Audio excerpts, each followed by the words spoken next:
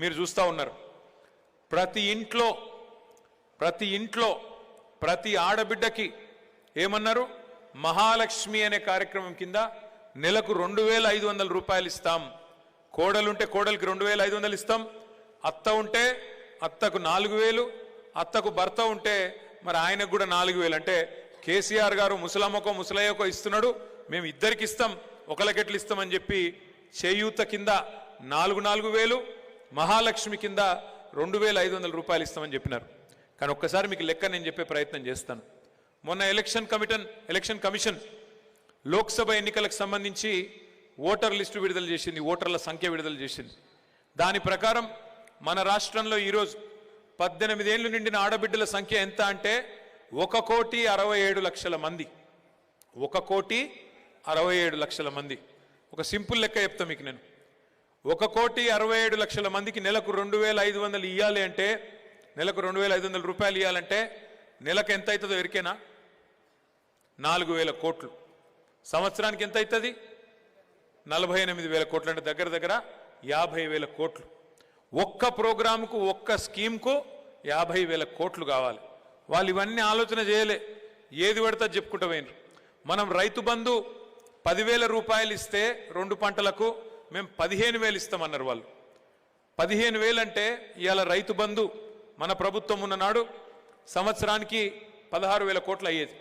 ఇవాళ వాళ్ళు 50% ఏదైతే పెంచినరో దాన్ని లెక్కలకు తీసుకుంటే దానికే మరొక 8,000 కోట్లు పెరుగుతుంది, 24,000 కోట్లు అవుతుంది. అదేవిధంగా చేయూత, ఆసరా పెన్షన్ అని మనం పేరు పెడితే నెలకు 2,000 రూపాయలు ఇస్తే మేము డబల్ ఇస్తామన్నారు. మరి మనం నెలకు 1,000 కోట్ల రూపాయలు ఖర్చు పెట్టేది ఆసరా పెన్షన్లకి. ఇవాళ మరి కాంగ్రెస్ ప్రభుత్వం డబల్ చేయాలి. అది డబల్ అంటే ఎంత? 12,000, 24,000 కోట్లు అవుతుంది. ఈ 3 స్కీములకే, ఈ 3 స్కీములు కలిపితేనే 50 + 8 + 12 70,000 కోట్లు ఈ 3 స్కీములకే అవుతాయి. ఇక ఇవి ఓను ఇంకా చాలా చెప్పిండ్రు, మీకు తెలుసు. ఇది ఫ్రీ, అది ఫ్రీ, ఏది పడితే అది ఫ్రీ, నీకు ఇది చేస్తా, ఆయనకు అది చేస్తా అని చెప్పి చెప్పుకుంటూ పోయినరు. మన తెలంగాణలో ఒక సామెత ఉంది, తంతే గారెల బుట్టలు పడ్డట్టు అంటారు. వాళ్ళు కూడా ఊహించలే, చెప్పుకుంటూ పోయినరు, వచ్చేది ఉందా సచ్చేది ఉందా అని చెప్పుకుంటూ పోయినరు.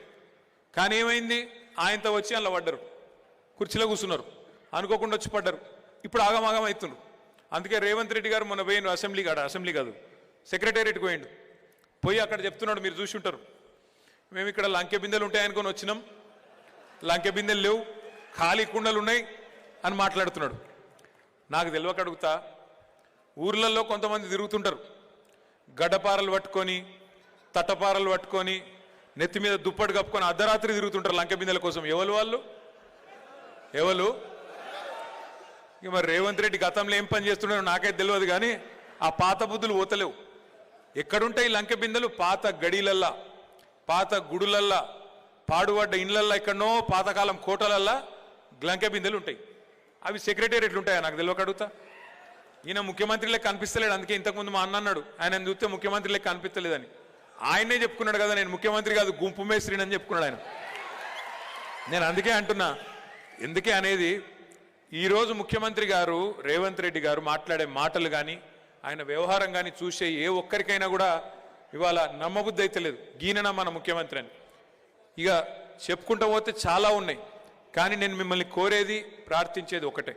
మనకి ఈ సమయంలో మనం గుర్తుపెట్టుకోవాల్సిందల్లా ఒకటే, మంచి నాయకుడు కిషన్ రెడ్డి గారు, మంచి నాయకత్వం ఈ నియోజకవర్గంలో, బ్రహ్మాండమైన నాయకత్వం, అన్ని సామాజిక వర్గాలకు సంబంధించిన నాయకత్వం మనకు బలంగా ఉన్నది.